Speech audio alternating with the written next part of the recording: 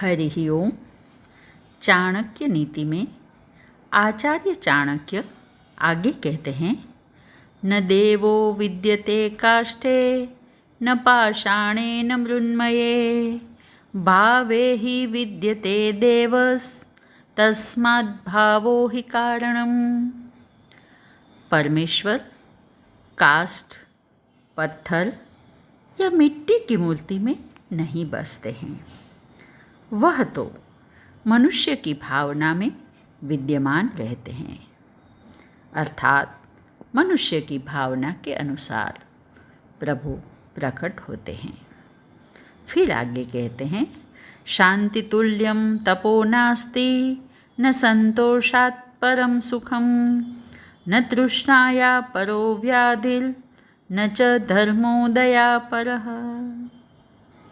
शांति के समान कोई तप नहीं, संतोष से बढ़कर कोई सुख नहीं, तृष्णा से बढ़कर कोई रोग नहीं और दया से बढ़कर कोई धर्म नहीं। चाणक्य के अनुसार शांति, संतोष और दया से जीवन सुखमय होता है और तृष्णा का त्याग करने से जीवन सुखमय होता है। फिर आगे कहते हैं, क्रोधो वैवस्वतो राजा तृष्णा वैतरणी नदी विद्या काम दुधा धेनु संतोषो नंदनम वनम। क्रोध यमराज की मूर्ति के समान है, तृष्णा नरक में बहने वाली वैतरणी है, विद्या कामधेनु है और संतोष नंदनवन के समान सुख देने वाला है। यहाँ हर जगह आचार्य चाणक्य संतोष को बहुत ही उपयुक्त बताते हैं, सुख देने वाला बताते हैं। फिर आगे कहते हैं, मुक्ति मिच्छसि चेतत् विषयान् विषवत्यज क्षमा आर्जवं दया शौचम सत्यम पीयूषवद् भज।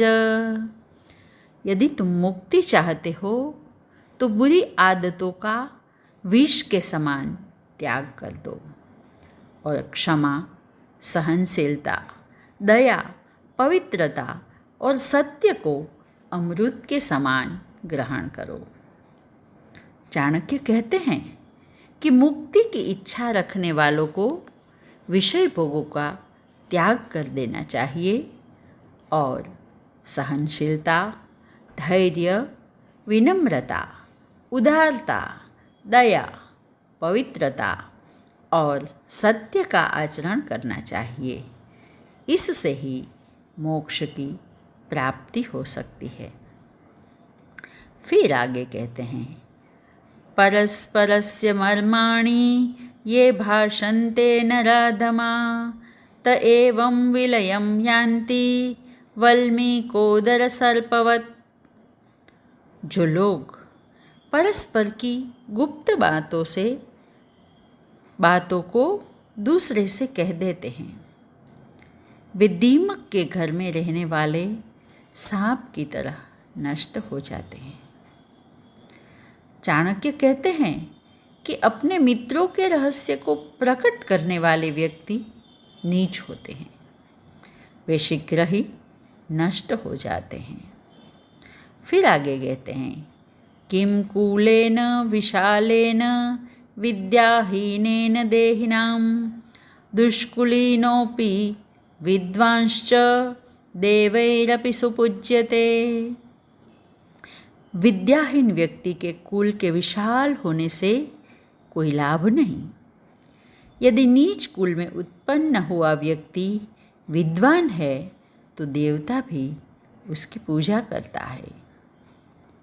यहाँ चाणक्य केवल वंश के महत्व को नहीं मानते, वे व्यक्ति के विद्वान होने को अधिक आवश्यक और उपयोगी मानते हैं।